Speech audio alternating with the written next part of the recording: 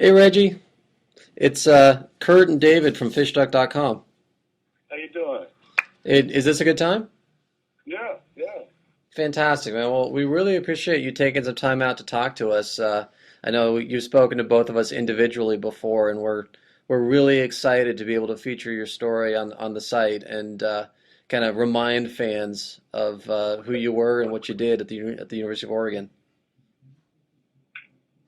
I'm excited too. Again, I've been trying to get back out there. I think this is the year, so I'm Yeah. excited to get back home, so to speak. Well, yesterday was the Oregon spring game. In fact, I'm very, very sunburned from having been there, but it's quite different from what you will remember Autzen Stadium being like. Oh yeah. We had about 40,000 people at the spring game. Whoa. So I'm not sure if you ever played in front of 40,000 people at Autzen, but That might have been 35, I think, or something like that. right. But it felt like 100 the way they're so enthusiastic, you know? Yeah, yeah. Well, regardless of how many people are there, Oregon fans have never been short on passion. So, um, my one question to you, though, first though, is did you ever get those videotapes in the mail?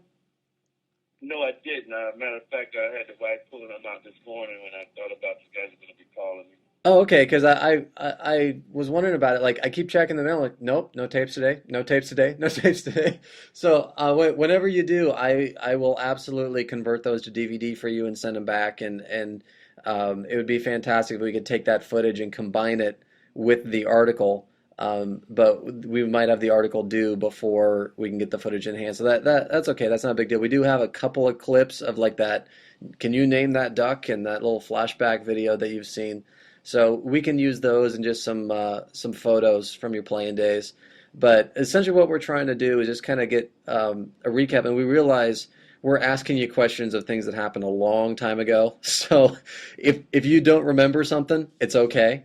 Um, but whatever vivid memories you do have from your playing days, we'd love to get them down and compile them into a really nice profile of your playing days, as well as talk about some of your teammates and just kind of that era in general of 79, 80 around Eugene, and just what sort of memories you have, and wrap it up with a nice little where is Reggie Ogburn now kind of thing. So, So yeah, Reggie. Well, first of all, when were you in Eugene last? Left out there at 82. Oh I wow. came back for a short stint after leaving Canada. Oh wow. Yeah, then it's definitely going to be different for you. 30 years later, I mean, even in the last even in the last 10 years since the 2002 Autzen Stadium expansion, I mean, even then it's just come so far. I mean, the locker room expansion, the indoor Mashofsky Center, I mean, you will be quite amazed when you come back. But From what I understand, the field, the parking lot is not even the same as it was. yeah, in fact, yeah, they've been taking away the parking parking. lot. Yeah. It's quite a disaster trying to park now because they took west uh, the entire west side west of the stadium is now either practice Yeah. fields or soccer lacrosse fields, as well as The Mashofsky the Center, Casanova. Casanova Center and the Mashofsky Center. So there's no parking over there at all. And east of the stadium, there's now a baseball stadium, and they're installing new lacrosse and soccer fields there as well. Yeah, and unfortunately, in my opinion, should have made those by the river, like where the student recreation field is. I mean, it would have been so unique to have a riverfront baseball stadium, but instead they took away thousands of parking spots, putting the baseball stadium in, and then now the new lacrosse field too. The end result is that it's very different. It's pretty swank. Comparing to what you may remember of the facilities, what you trained with, and your locker room. When you go there, they'll definitely be able to give you a tour of everything, and your jaw will be on the floor. Like, man, I wish I had this stuff when I was playing. Man, I'm just excited hearing about it from you guys. Yeah, well, we look forward to it. He told me before the Washington game is what he's coming up for. So if you're coming up for a game, that's definitely definitely That's a the good one one. to do so. So that the first thing that I think we should get into is really, what drew you to the University of Oregon to begin with, and that, you played JC. Rich Brooks at the time was really a new coach at Oregon, and Oregon through the 70s was not really a very memorable time. There weren't a lot of victories. So what was it that enticed you to want to be a Duck and come to Eugene, and what other schools were you looking at? Well, coming out of high school, um, we had went to the national champion, to the state championship, and most of my teammates got offers from, you know, big schools, major A schools like University of Florida, University of Miami, Oklahoma, and being a quarterback of my stature, um, the only chances I had at that time would have been Oklahoma or University of Florida that ran some type of option offense. But they had already stacked their deck, and their future was already set with recruits. So I had an opportunity to go to University of Cincinnati, Eastern Kentucky, Western Kentucky, East Tennessee. And I didn't think they deserved my talents. I thought I was selling for less of a competitive league. So all of a sudden, I got a call from a guy out in California, Valencia, College of the Canyons, saying, "Hey, come out here. A lot of eyes will be on you. You will go to a Pac-10 school." And I said, "That's what I wanted." My mom kind of got upset because I was going so far away from home, but I decided to venture out there. And just about every school wanted me after my 2 years there. And the only two that wanted me to play quarterback was both the Ducks and the Beavers. And after visiting both universities, I chose Eugene. I can understand why. So, and we had Tim Duran was playing quarterback that year. I mean, I think it went 500 the year before I got there. But after visiting there, seeing the facilities and the films that I saw them play, and I said they're just a niche away from being a winning team, and I knew I could contribute. So I decided to go to University of Oregon, and that's what brought me to University of Oregon. I never looked back to the East Coast for the next 2 or 3 years. Well, how much of an adjustment was it coming to the University of Oregon and Eugene, Oregon, being that you were from Florida and then playing in Southern California? How long did it take to get used to the rain and just Oregon's certainly a unique, different place. Well, my hometown is a small town in Georgia. That's where I was born. I spent most of my summers and my earlier childhood in a country in Georgia. So being in Florida, I was never one of the city slickers type, so to speak. I was not really a city guy, even though I lived in a big city. But I was very conservative and somewhat introverted. They called me an amoeba a couple of times, So, I mean, I just wasn't very outspoken. I just chose to do the right thing. So when I visited Oregon, I saw it reminded me of the country for the most part. That's when you get outside the university, and I liked that atmosphere based on that's what my upbringing. So it wasn't too much of an adjustment. I tell you a story though. The first day of school, there was a sleet of ice on the sidewalks, and I don't know what it does now, but they had them in an angle. The sidewalks were in an angle, I guess, so the water and the snow can run off. And I had on some wood bottom shoes, dress shoes, so to speak, and I'll never forget. My boots went up in the air like a cartoon, and I hit that ground. I'll never forget that. And I went trying to go get me some them hiking boots I see everybody wearing. Yeah, everyone's walking around with big thick jackets and boots and coming from California and Georgia. What's this ice stuff? Yeah, and I'm walking around with polyester pants that the wind just is running right through them. I'm like, it's time to get some jeans and dress like the Romans do.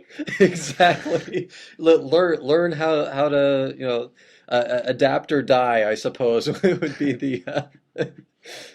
the phrase for that. So yeah, you came in '79, and we were taking a look back through the rosters in '79, and one thing that's really interesting about the University of Oregon, and it's true really throughout its history, going all the way back to its early days, is that even in the years when there weren't a lot of victories, there's been a lot of just general football knowledge that's come out of the University of Oregon. A lot of coaches have come through, their paths have led through the U of O in one way or another. Some absolute legends like George Seifert and John Madden and all sorts of different people. But you played alongside, and there were also some GAs there that went on to some rather prominent coaching spots, and quite a few have stuck by at the U of O. There was Nick Aliotti was a GA, and Coach Pelham and Coach Greatwood you played alongside, and Mike Nolan, who went on to the 49ers, and I mean Zimmerman. and yeah, I mean there's a lot of coach. I mean, what is it about the University of Oregon or the way they do things that creates such great football minds to come out of the university? First of all, it's the level of education, and I imagine it's still that way. But it was all about books, and I forget our teacher's aide or counselor that we had, but most of those guys that I graduated with, and I can't tell you I was a great student going into University of Oregon, but I became one based on my environment. I mean, my entire offensive line, those guys, I almost Greatwood included, I thought they were geniuses when it came to classroom. They might have not been the peripheral, and even Mike Nolan may not be the peripheral type athlete, but they had discipline and the knack of the game. I mean, Nolan never blew assignments. He probably didn't run a 4.40 or 4.340 speed. Probably didn't run as fast as the USC and UCLA offensive linemen. But we were disciplined. We practiced hard. We didn't blow assignments. We're a well-oiled machine, so to speak. We practice that way. Film sessions and the whole 9 yards. So when you get that type of coaching, and you may not be the guy that's going to be an all-world NFL player, including myself, you could go and apply yourself to teach people because it's a discipline. I think all sports are discipline. They're no more than going to biology class when you're talking about sports, and those guys, they learned the game and were disciplined to do their assignment. And that's what made us good. I mean, we didn't have Ronnie Lott and McNeil and all that going for us, but we were disciplined, very disciplined, and I think that's what took those guys to the level of teaching. Well, The game itself.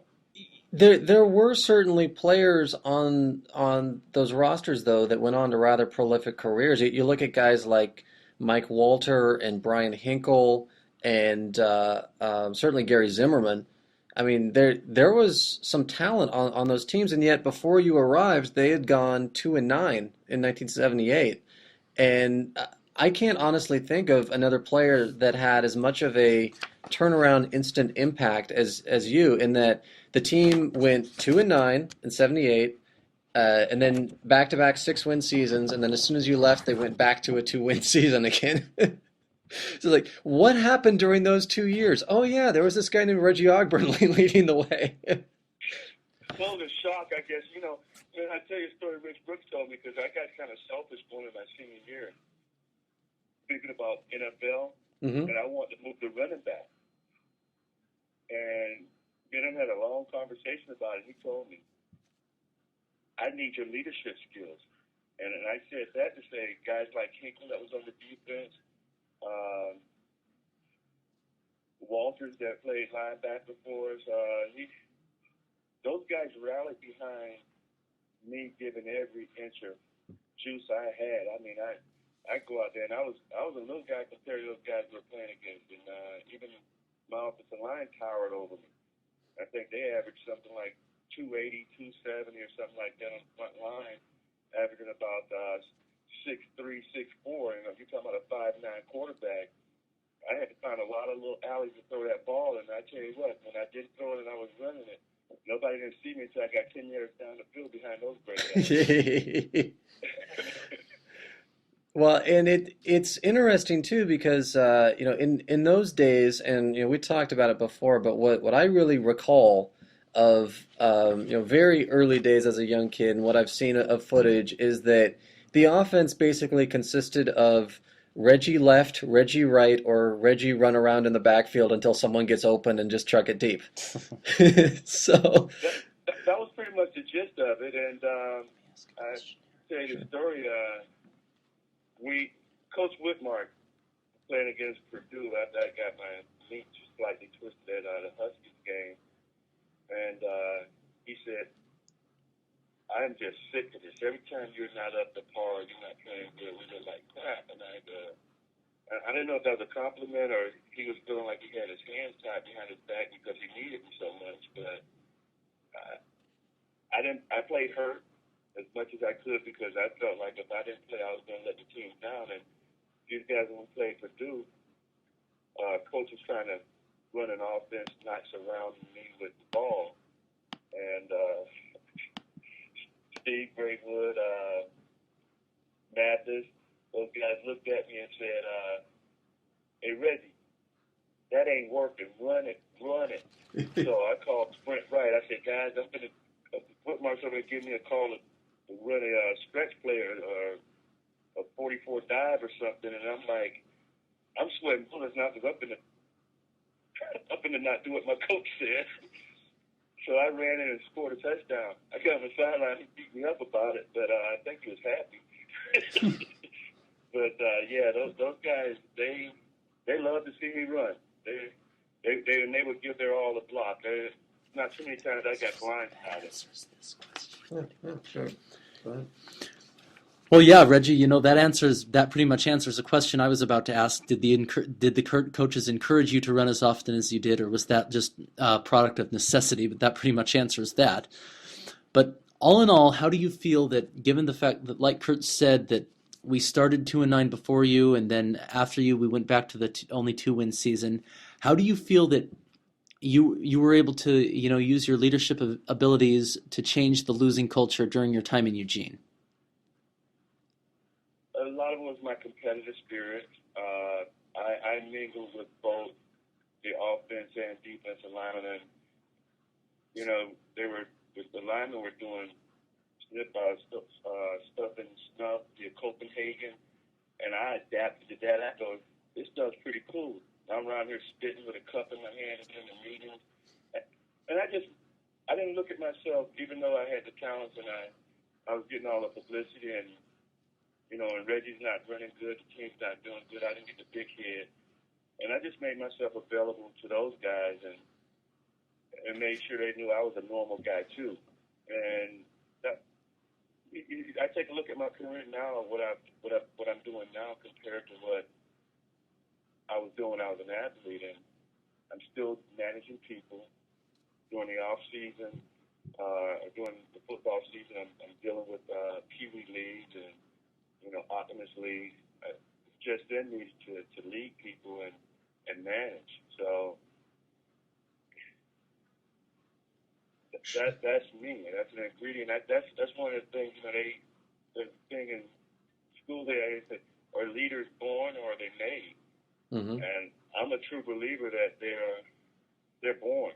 I just have to say that based on my own experience because you're born that way to be able to accept the responsibility to lead. I can't teach you to accept that responsibility. I can teach you leadership skills, but if you're not born with one to accept that responsibility, you're not going to have it. Very well said. Very true too. Well, what's fascinating about that is the 2 years that you played were the only 2 years during a 15-year stretch that Oregon had winning seasons. So Yeah. it certainly says that something changed in 79 and 80. Let's take a look at some of those seasons. And again, these are games that were years and years ago. So if you don't remember specifics, it's okay. But you kind of burst on the scene in 79 with that win against Colorado in Boulder. In that, Uh, I think the headlines read Reggie Spoils was it Drew Banks debut. yep. And well, they had just brought in a coach who had done he'd led Oklahoma to back-to-back Big Eight championships, and he'd been in the NFL with the Patriots, and so big name coach. And Colorado has high expectations. And here's little Oregon, who only won 2 games the previous season and haven't done much throughout the past decade, and they come into Boulder and just stomp them. 33-19. What do you remember of that particular day, that game? Just any particular personal highlights or memories? Absolutely. I think I can remember all 20 some odd games I played in Missouri. One play in particular, I rolled right and I cut back and see you got to remember what I said before about when I came out of high school. So I'm playing with a chip on my shoulder because these guys didn't want me out of high school. I got a kid named Charlie. His name's Charlie, playing deep linebacker that went to high school. He was the underclass when I went there. But all I can remember is him coming down, putting his helmet on my thigh pad, and I reached to the ground and kept my balance and ran for another 20, 15 yards. So, and it was nice, hot, sunny day in their stadium.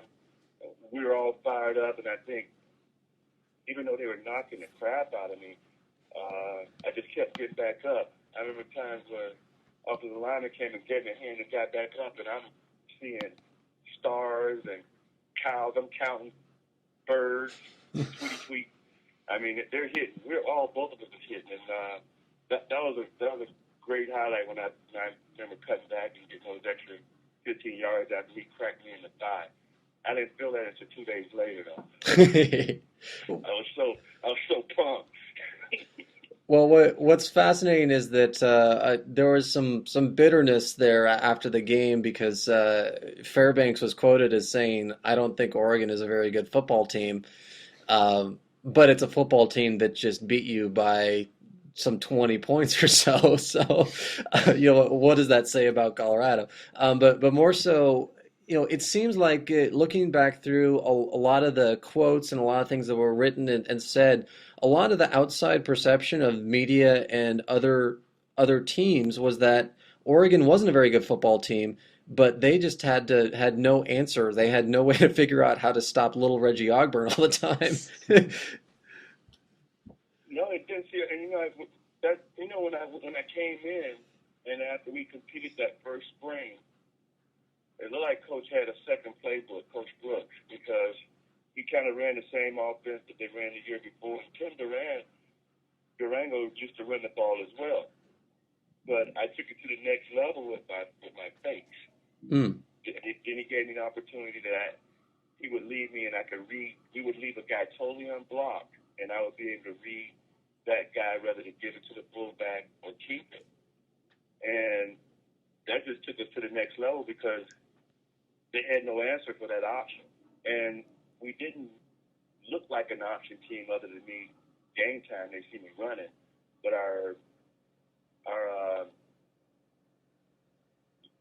the lineup that we used didn't seem like it was going to be an option. So you had to gear up for somewhat of a. He could throw the ball in this formation. He could run it. So we ran that semi-spread professional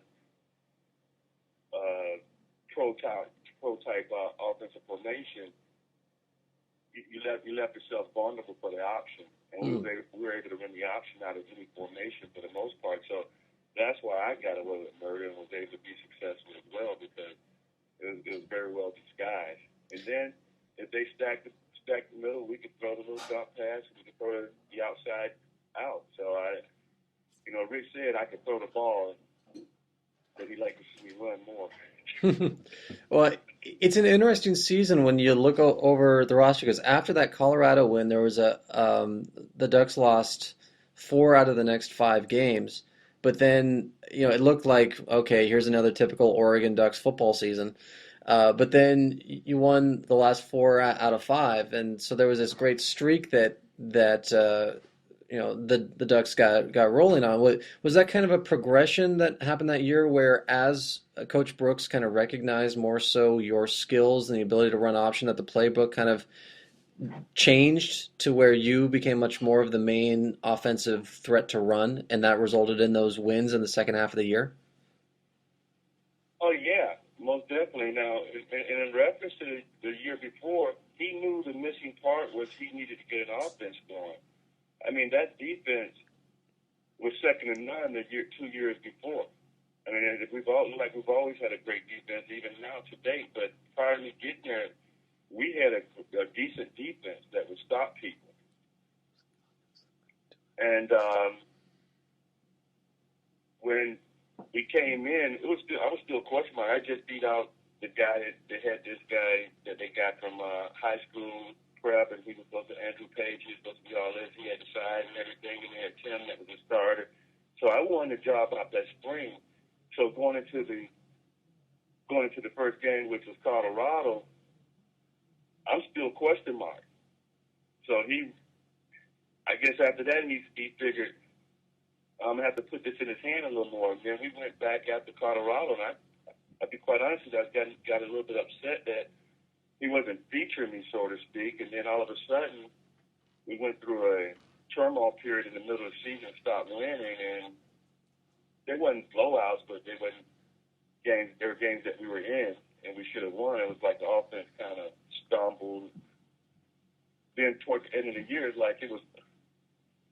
I personally, I said, I'm taking it to the next level, and you kind of feed the lion that's eating, and he just kept calling my number and put me in situations where I can run the ball, and then we started putting some flea flickers in and stuff of that nature to counterbalance the everybody running to one side and started getting away with reverses. We had Coleman run quite a few reverses for us, probably one of the fastest guys in the world at the time.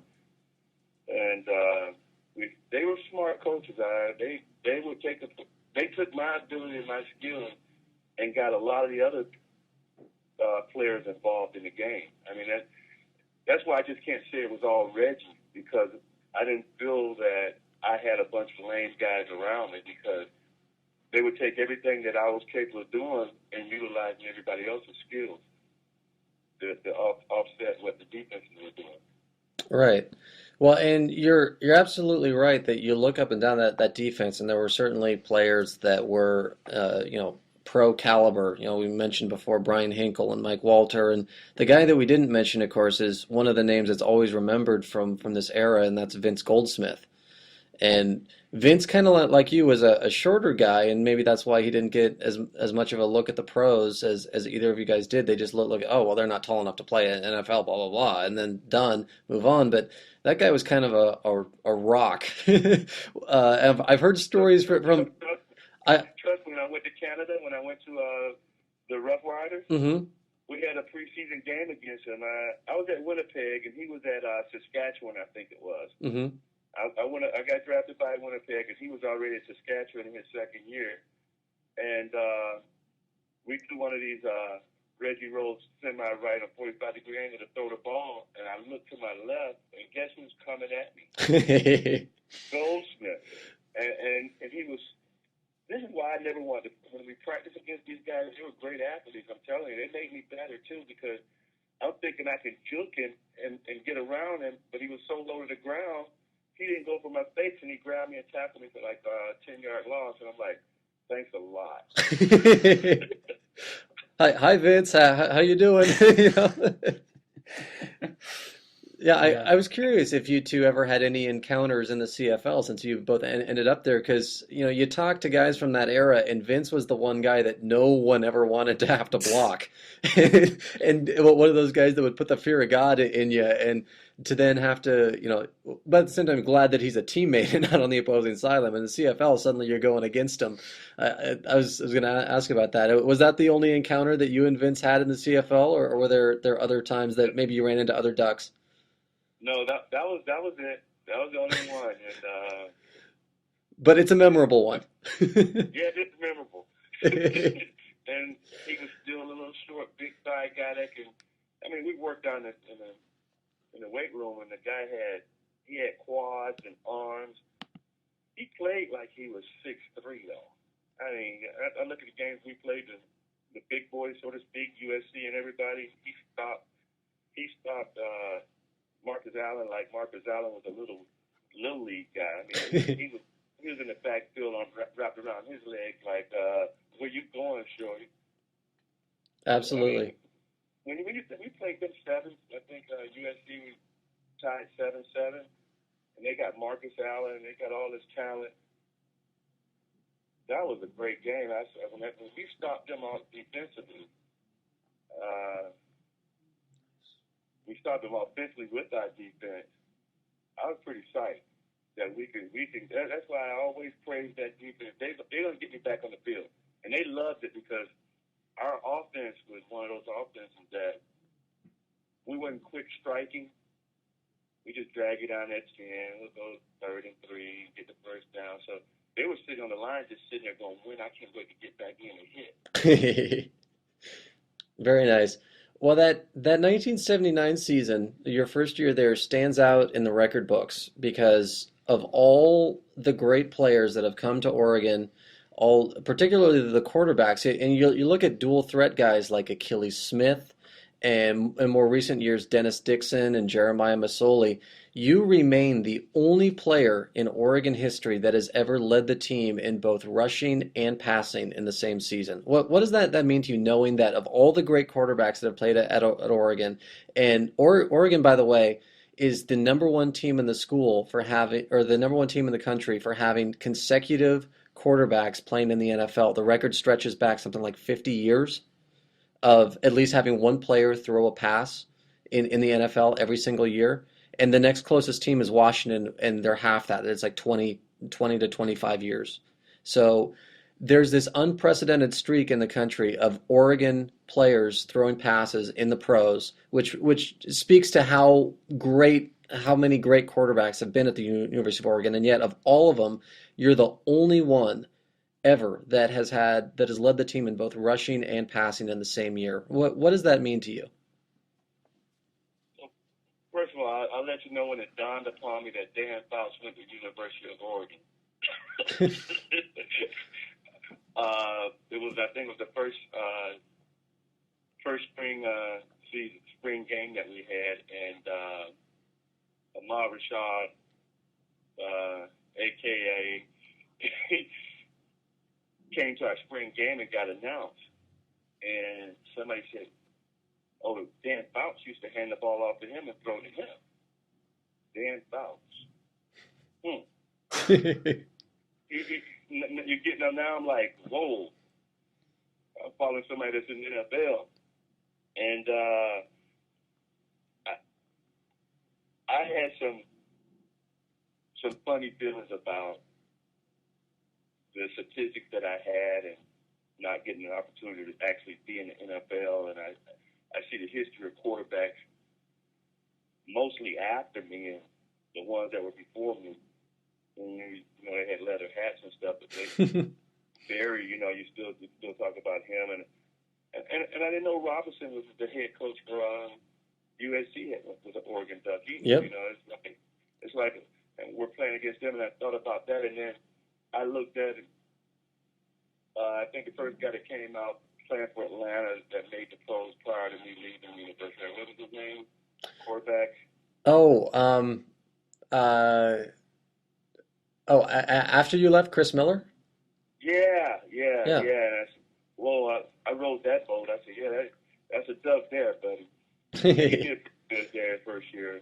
And and he survived a little while. Hmm. And then all of a sudden, it was like one after another, and I'm like, they said, so what happened to all my friends? What happened to you? I guess I was before my time. Right, right. Well, and So, keep in mind when you played the NFL game, all the quarterbacks were kind of statues.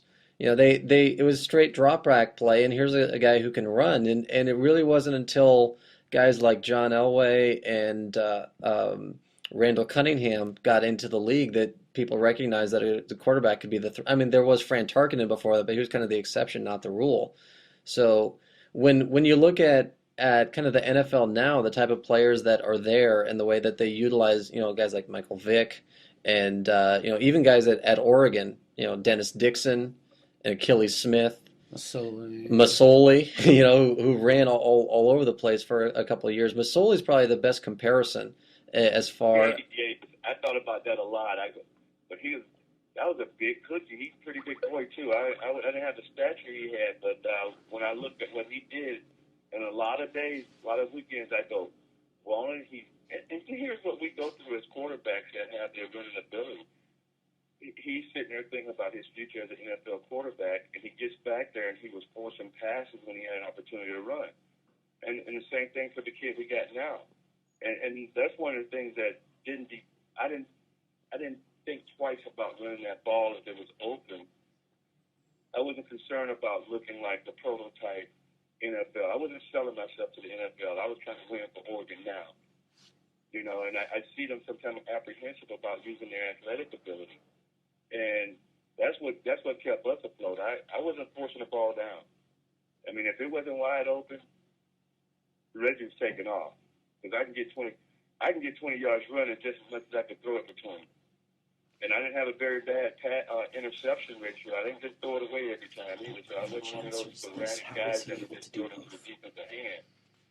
And I used that running ability I had. And that's probably one of the things that may sound undisciplinary about a quarterback with my abilities, but we won.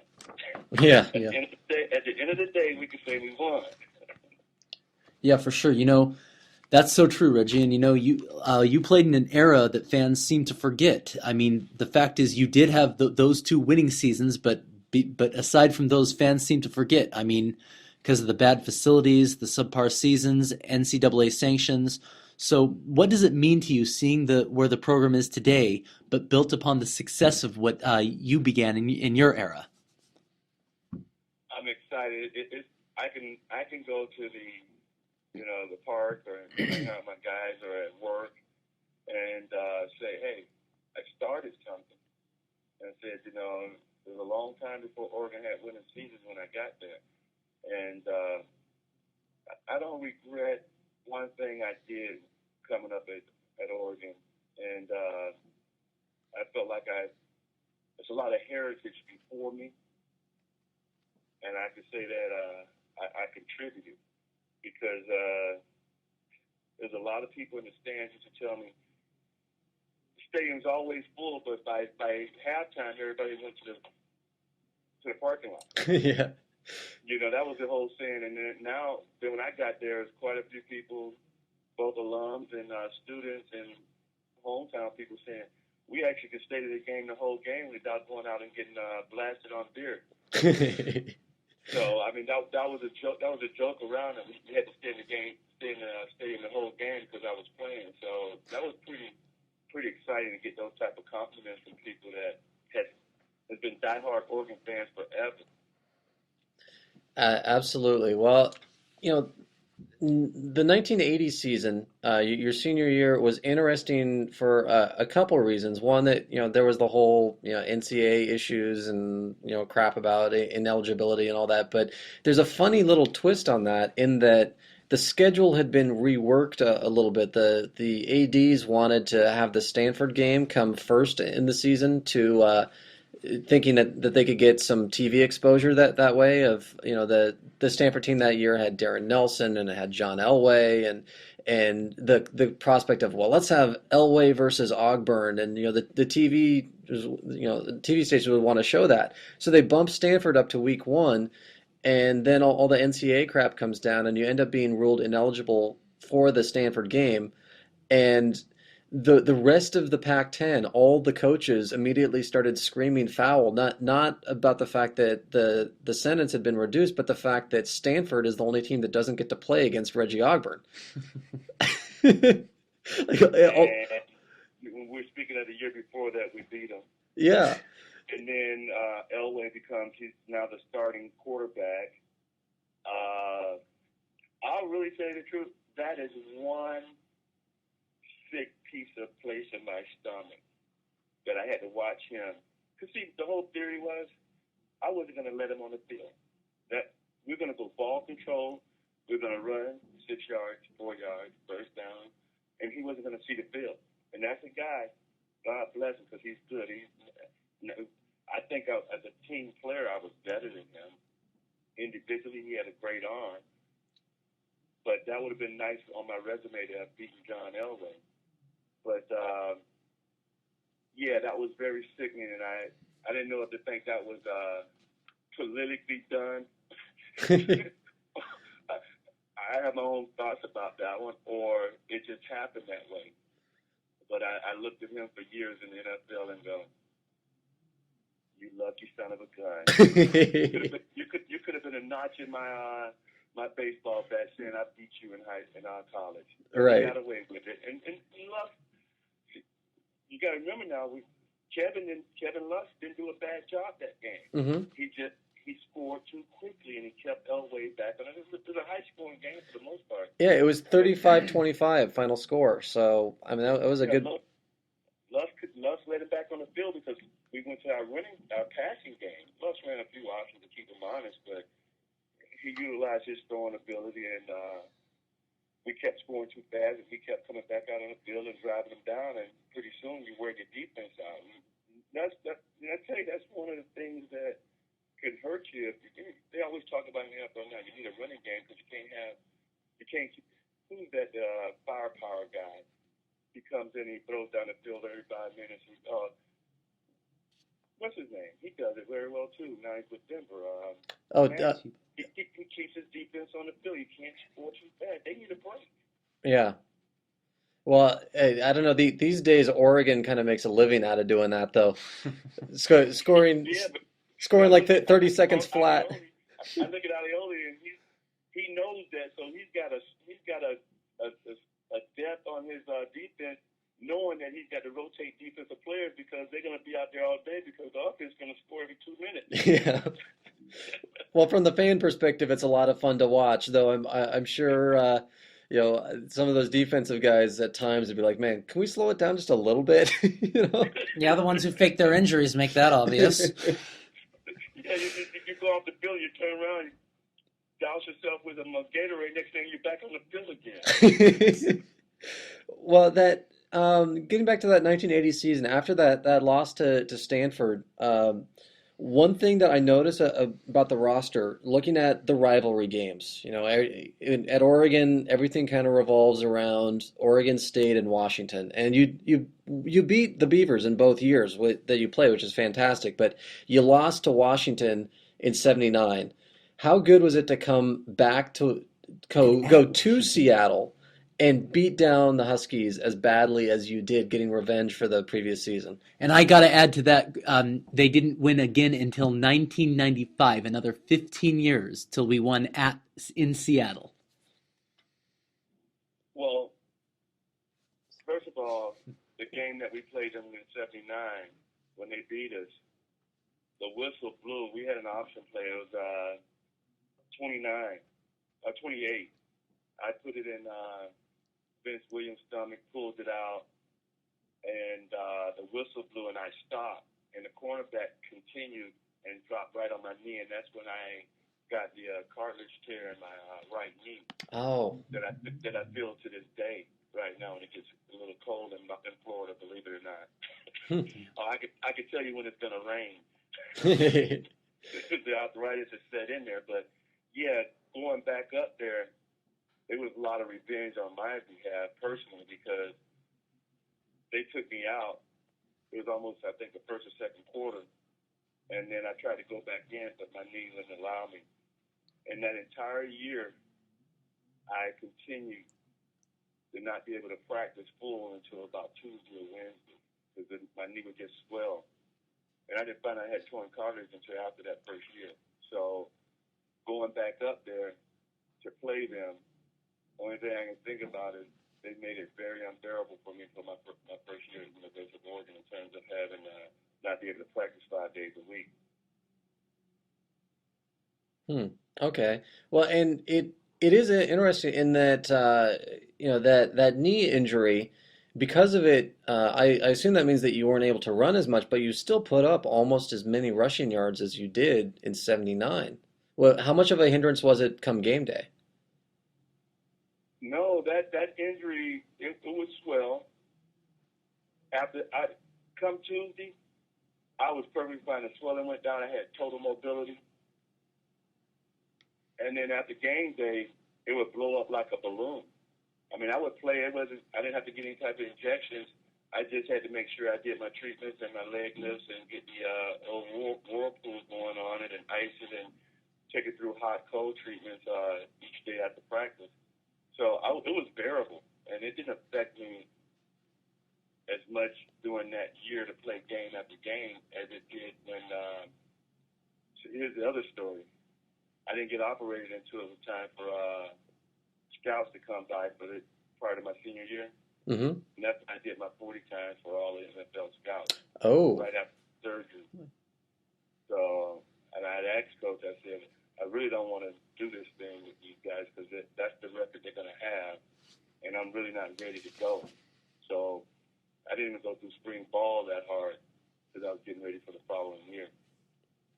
interesting. Well, during your time in Oregon, as far as the big rivals go, you went 3 out of 4. The only blemish is the 79 loss to Washington, but the way you beat them down in 1980 and you beat down the Beavers both times, is that an extra little badge of pride that you carry with you, the fact that you took down Oregon's rivals so handily each time?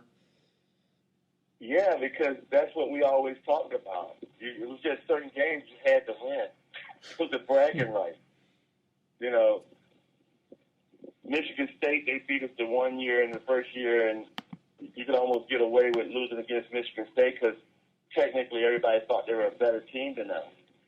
But after that first year, and we almost went to a bowl game, just shy of it, the confidence level of all the team players just shot to the roof.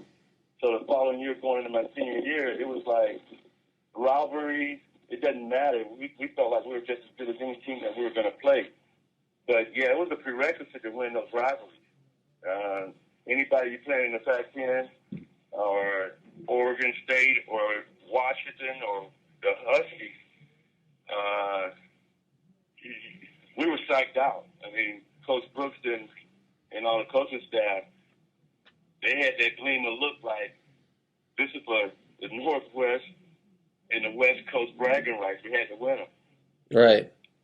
Well, that 80 season too, there's some wins and games that definitely stand out. We talked about the Stanford one that you couldn't play in, but the Washington win was big. Certainly, you got your revenge on Michigan State in a big way. And then the tie against USC that you mentioned before when they had Marcus Allen on their team, that's big. Is there a particular game that stands out to you as your personal favorite over your time as a Duck? Yeah, I'd have to say the UCLA game down in the Coliseum. A lot of the people that I went to school with at College of the Canyons, I had met a lot of guys there. I had a kid that followed me. I was his hero, and when I got there, he had been following me so much. He gave me a scrapbook at the game that he showed me that he's been pulling articles on me all the time.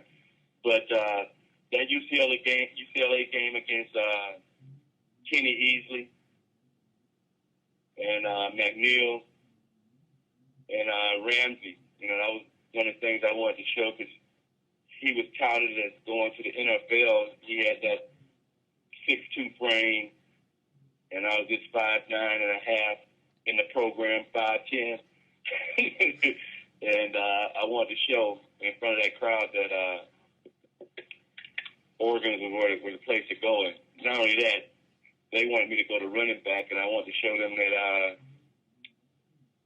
you should have took me. I wanted to make them think about it.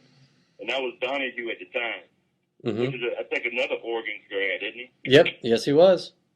And John McKay, and I mean, all sorts of coaching legends going all the way back to the early days of Hugo Bezdek. So, I mean, Oregon, it's weird. It's been a crossroads of coaching knowledge. And it's something that we've written about on our site, actually. The fact that you wouldn't think sleepy little Eugene would be such an epicenter of coaching, but just about every big name over the past 100 years, at one point or another, their path has somehow led through Eugene, Oregon, of all places. So it's a testament to the type of people that are there and just the importance that they put in educating people on the game and how things work. Um, let's talk about your post Oregon career because you did go into the USFL for a little bit and then you went into the CFL, and I know you wanted a shot at the NFL, but maybe the knee and your height, they immediately cast you aside and said, well, we're not even going to give this guy a shot. What are your memories of trying to be a pro and kind of the differences between the college game and the pro game for you? Well, again, when I went to like a fish out of water when I got to Canada. There's no exaggerating.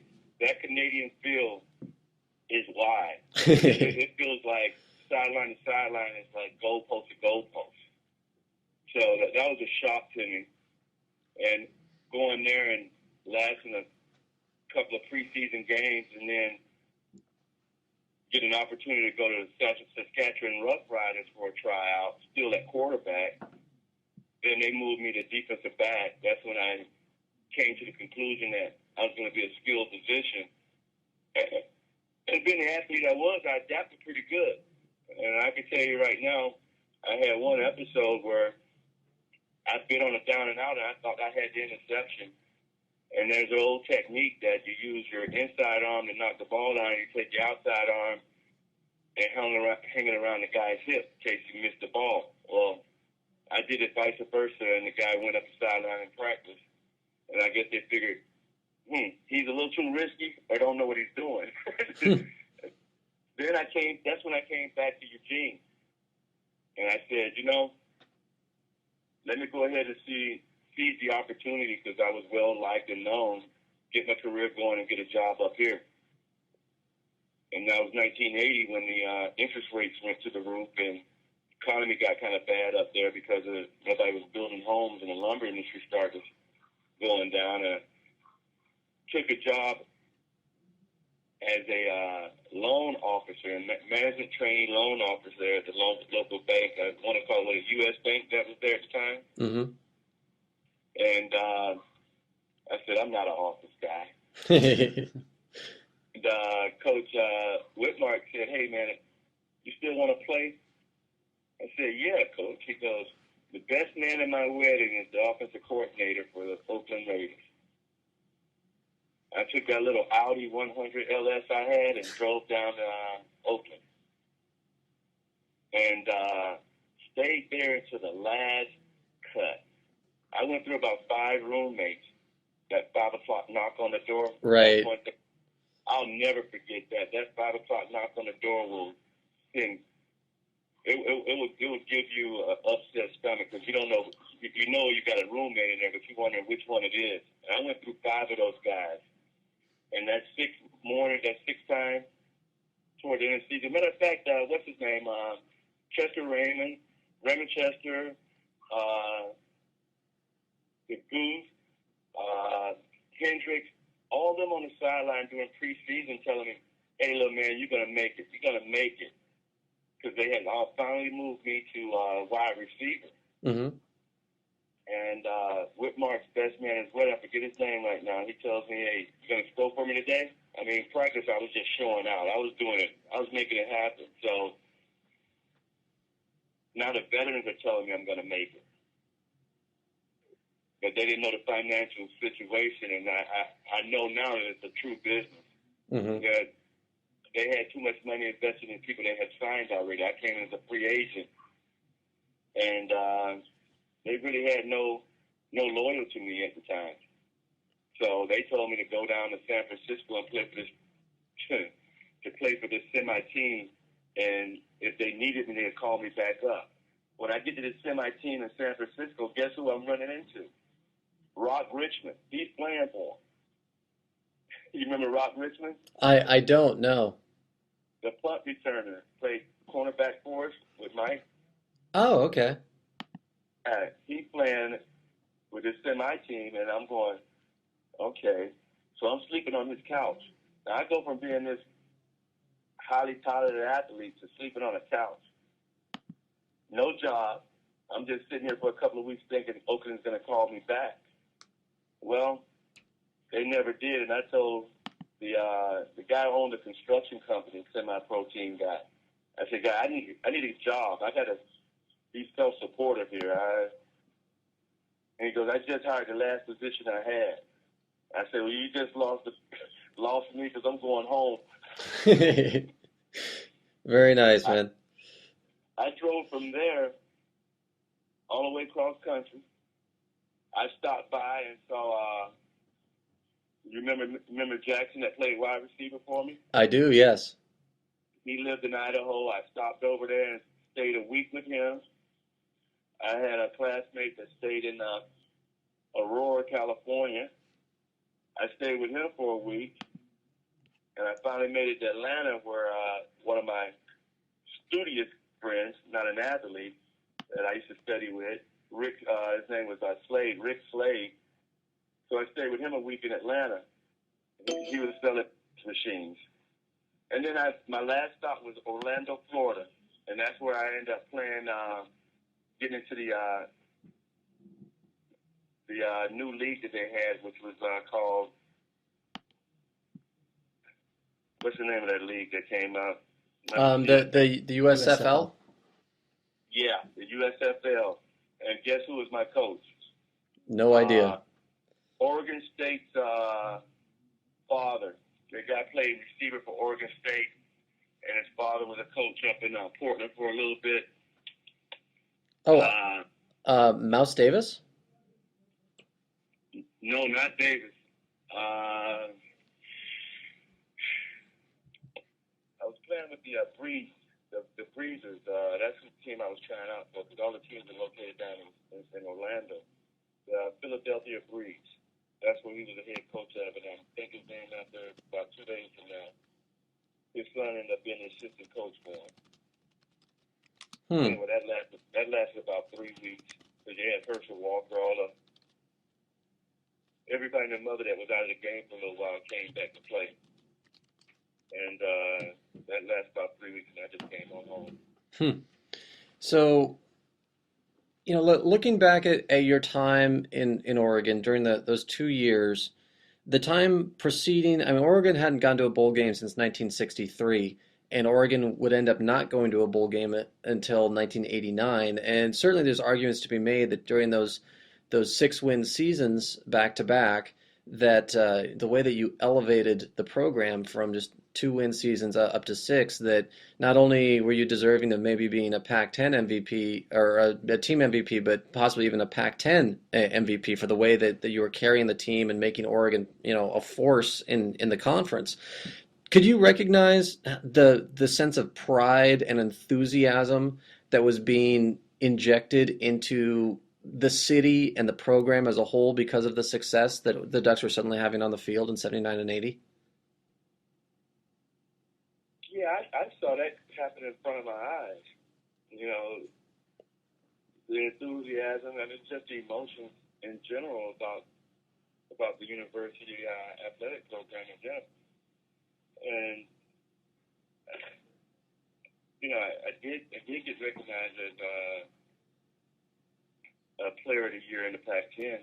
I ended up getting a Conquistador Award that year. Both Steve Greatwood, myself,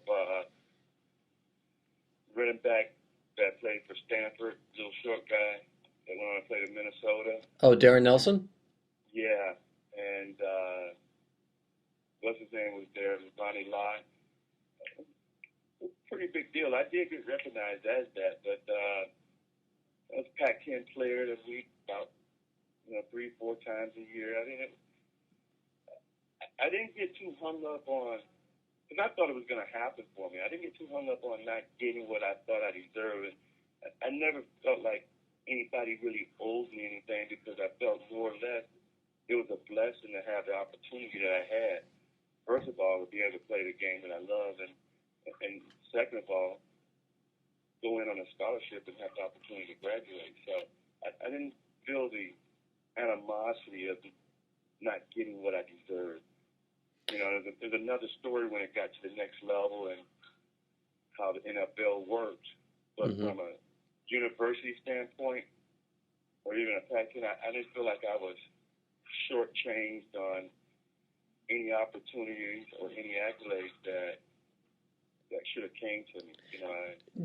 Do you think that maybe some of the NCAA probationary things kind of put a little stigma on it that maybe prevented you, hindsight now, from being able to get some of that stuff, or a shot at the NFL, where how so often they look at one thing and that sort of defines them, like LeGarrette Blount playing in the Tampa Bay Buccaneers, probably first or second round talent. He went undrafted based on one moment, and teams just kind of focused on one moment, and they forget the person as a whole and their entire body of work. When oh well, he's the guy who punched someone, and every time you watch a Tampa Bay Buccaneers, it takes about 5 minutes before they mention that. Oh well, he's the guy who punched someone. It's like that's permanently tattooed on his forehead. Do you think maybe that the whole NCAA thing in 1980 might have done the same thing for you back then? Oh, without a doubt. First of all, you take a guy like Blunt. He's got to be, on paper, he's a picture perfect running back that ended up a one. Then you take a guy like me that came associated with the sanctions, and that's something I always understood too, is that, I don't know if they do it now, but you had to take psychological tests, and when you start talking about going into an organization, they want to know who's your mother, who's your daddy. You hear it on NFL TV. There's nobody's life is sacred to what their childhood background was. Mm-hmm. So, and yes, that could have had some bearing on it, and because I think if that hadn't happened with the amount of publicity and the way our team did win, we probably would. Because you take a look at Hinkle, you take a look at Goldsmith, Mike Walter, Greatwood had an opportunity to play. We had several guys on the offensive line and defense that had an opportunity to go up. So it didn't take much to kind of push me under the carpet and go, well,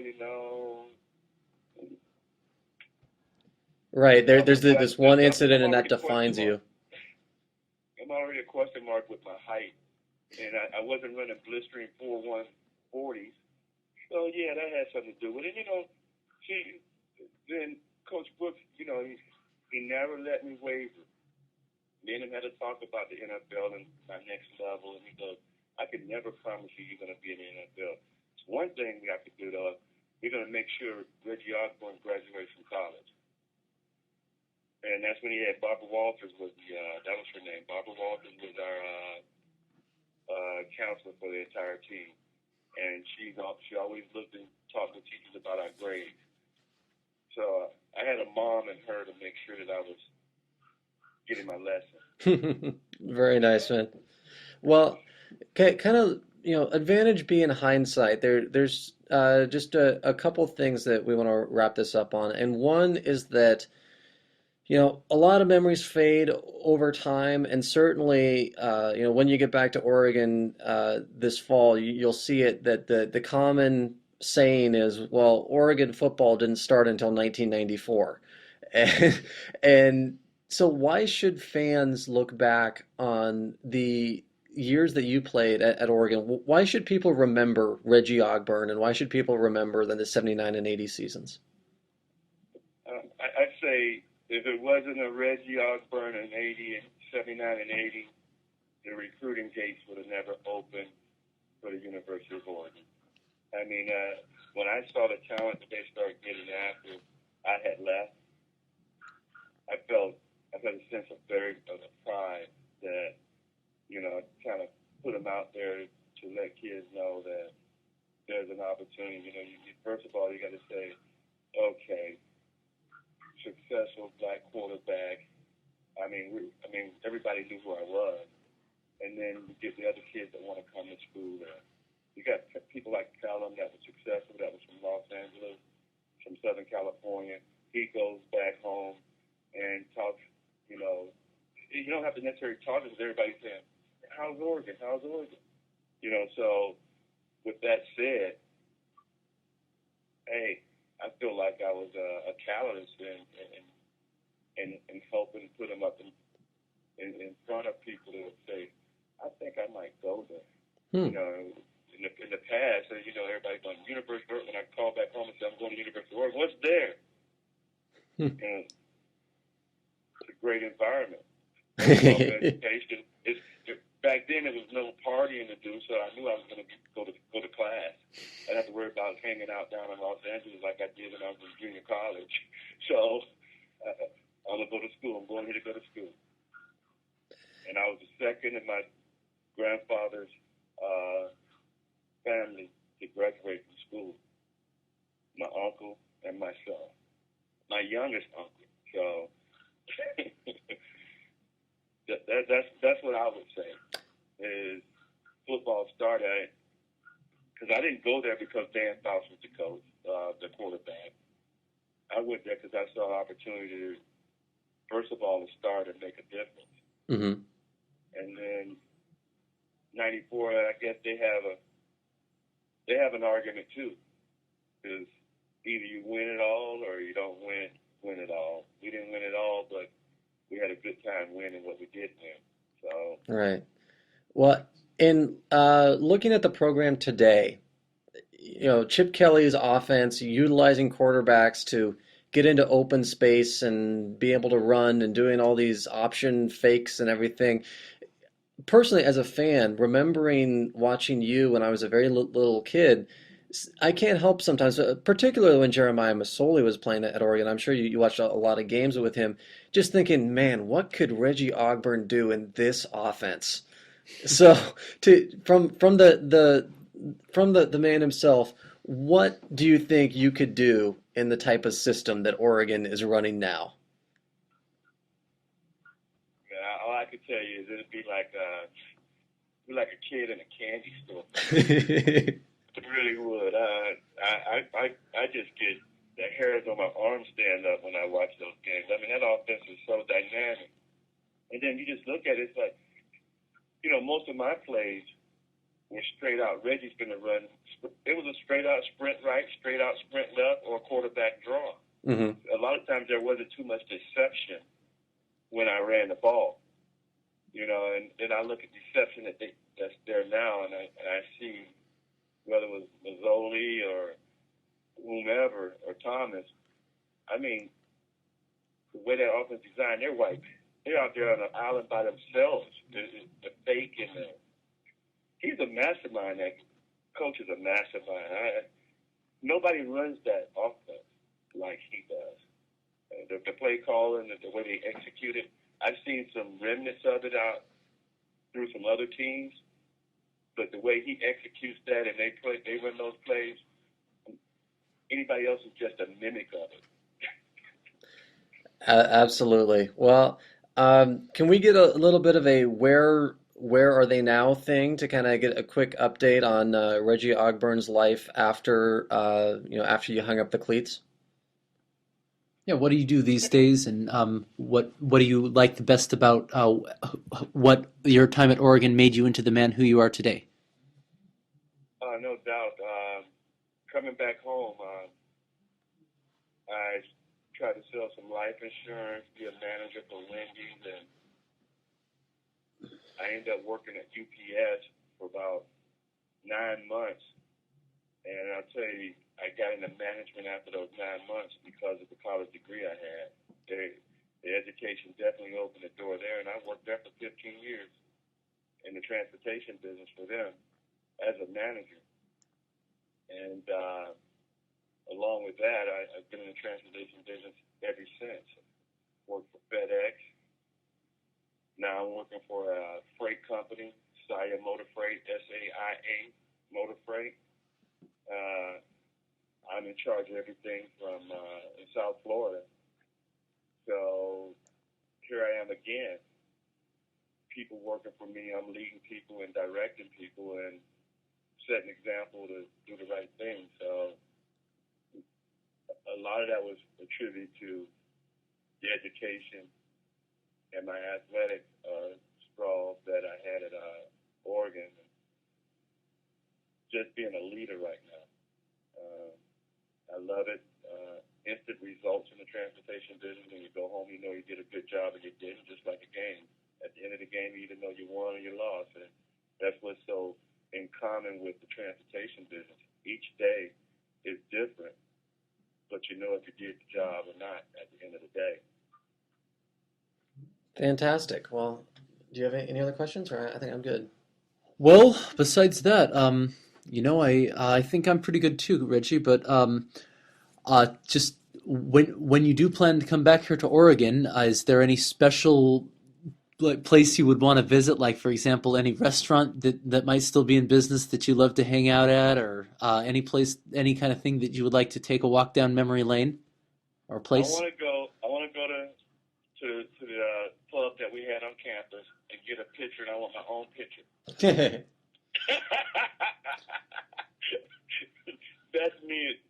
What do we call it? Dubbies, I think it was. hmm Yeah. These days, some of the spots that are still around that you might remember are Max's Tavern is still there, Rennie's. and Rennie's is still there. And I don't recall if Taylor's was open back when you were there, but those are kind of the big three spots.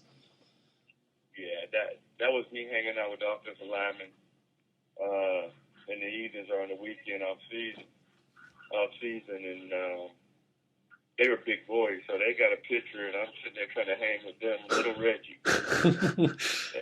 But no, what I want to do is when I get there, I want to go up and see the Willamette River, and I did a trail on one of the mountains one time, one of the smaller mountains. I want to do that, and one of the things I really enjoyed about Eugene when I was there was being able to get up.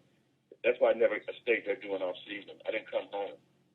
Getting up early in the morning and going on a jogging path and just inhaling pine and smelling good air while I'm jogging.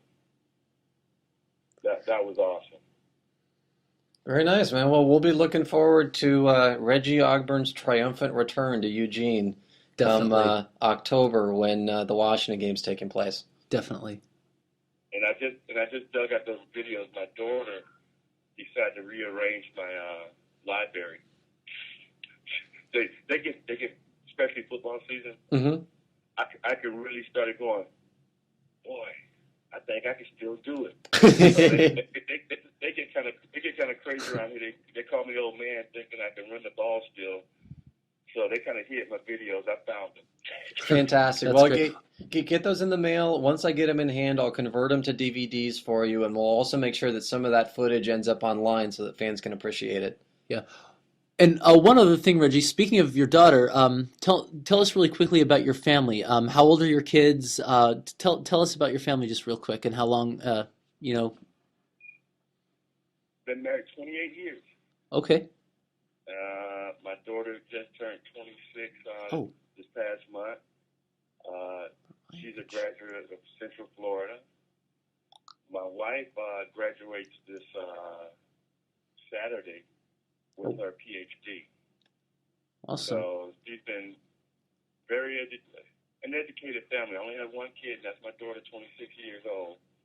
And been with my wife for 28. So both of us, I could say, know the importance of education. We want to make sure she did. And my wife's been working for the school board for the last 26 years. She's a director of human resource for the Broward County School Board. And where did you meet her? Quite honestly, best friend in high school. When I got back home, you got to. It's been just an emotional high for me my whole life because in high school I did what I did at Oregon, Hmm. and one of my best friends' sister, 4 years older than her. I came back home and I went to his house. We started reminiscing, and his sister walked across the hallway. I go, "Who is that?" Because that's just sis. I go, "Oh, she done growed up." So we ended up falling in love, Oh, cool. and we got married. And I said, "You still gonna be my best friend, right?" So her father knew me from high school, so he always said she went to private school most of her life, and he was happy that she met somebody that was responsible, I guess. And it's been a beautiful life. I haven't had any regrets about it. Quite obviously, I sure like to make the money I'm making right now to play every weekend on Sunday, but Well, I can name one regret, and that's not coming back to Eugene since 1982. You haven't been here in my life, my entire lifetime, Reggie. You haven't even been here.